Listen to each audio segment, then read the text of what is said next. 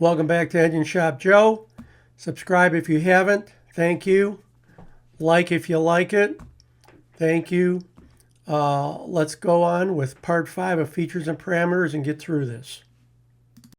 So we finished off here last week. We talked about droop. I just wanted to mention one more thing. Droop plays a big part in engine brake settings. So just keep that in the back of the mind of your mind. We'll talk about it in the future here. Okay, up at the top, maximum cruise control speed, 75 miles an hour. It used to be that cruise control speed could not be set higher than road speed. But once they put in global maximum speed, you could set cruise control faster than you set road speed. So here it's set 75. Let's say road speed set at 70. That would prompt the driver to keep the truck in cruise because it could go faster. And in cruise, the truck's got better fuel mileage.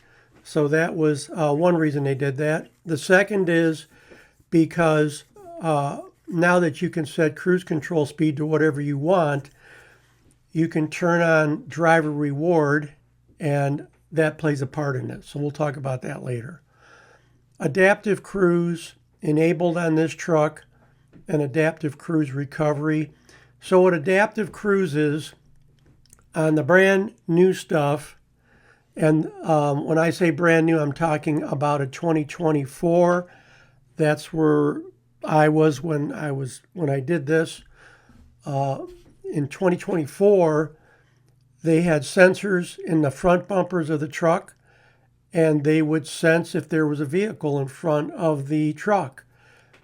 And if you turned on if you enabled adaptive cruise, if that driver came up on the back of another truck or a car, then it would kick the cruise off, or it would take power away to maintain that speed.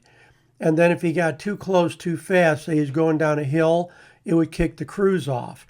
If you turned adaptive cruise recovery on, say he was going down a hill, got too close, it kicked the cruise off, and then he pulled over and went around the guy, and now there's nobody in front of him.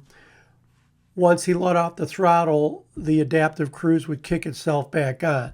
In this case, that was disabled, so if it kicked off, he had to go over and hit the resume button to get it to kick on.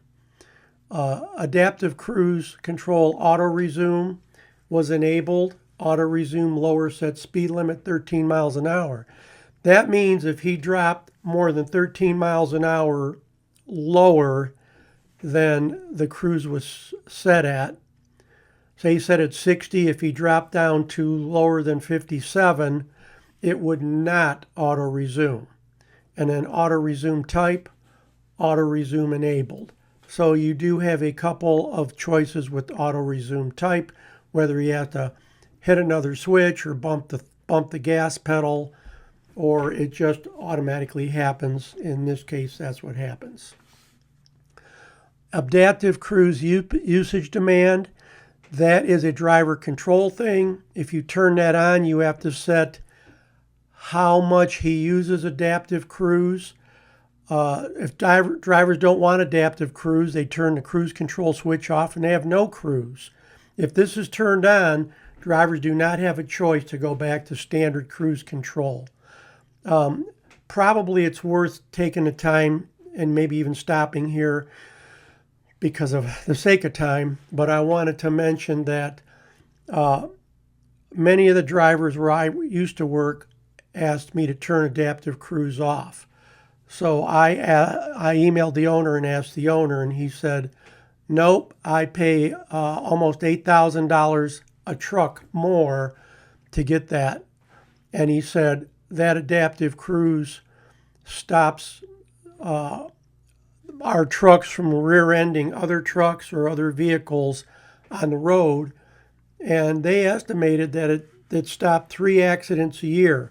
Now, they had a huge number of trucks, okay? But one accident, once you get the attorneys involved, can be millions of dollars, even if there's no bodily injury. So it paid for itself. So if adaptive cruise is turned on, that's where you're at. Okay, so let's go on. Cruise control accelerator override. If that's enabled, if he's got his cruise set at 60 and he wants to pass a car and the truck will go 75 on the road speed, he can trump on the throttle and it will override the speed set in the cruise. And he can go around a truck. When he lets his foot back off, it'll go back to cruise speed.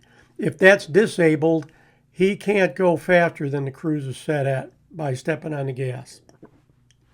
Cruise control auto resume just means if he's behind somebody and he has to bump the brake on, that was before there was adaptive cruise. So if adaptive cruise was turned off and he was behind somebody and he stepped on the brake, well, if he let off in less than about 3 seconds, then the cruise would auto kick back on. Cruise control on off switch, if that's enabled, there's a physical hard switch with wires. If that's disabled, the ECM will go look at multiplexing and see if the cruise control switch is multiplexed. Cruise control save set speed. If you enable that, if the driver gets in a truck, brand new truck, he gets in, goes down the road and he likes 65, so he set his cruise at 65. The next time he turns the cruise on, if he bumps the switch, it's going to go right to 65.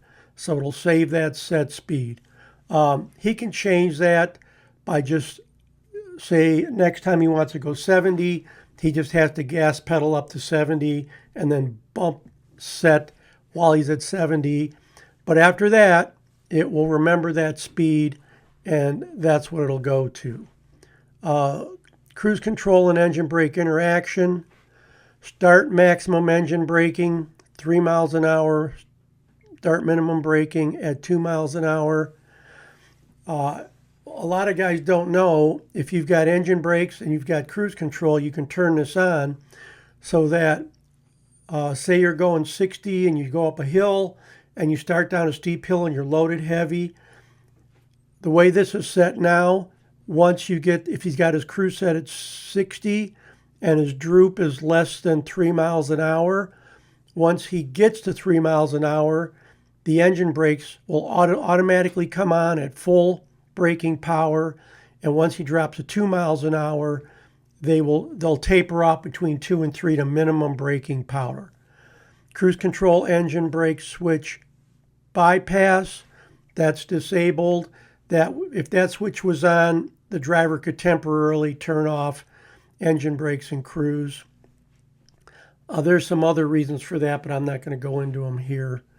Cruise control setup switch, that just tells the ECM whether when he hits set, it's going to accelerate, or when he hits set, it's going to coast. That's all that is. Okay, we'll stop here, and we'll see you next time on Engine Shop Joe.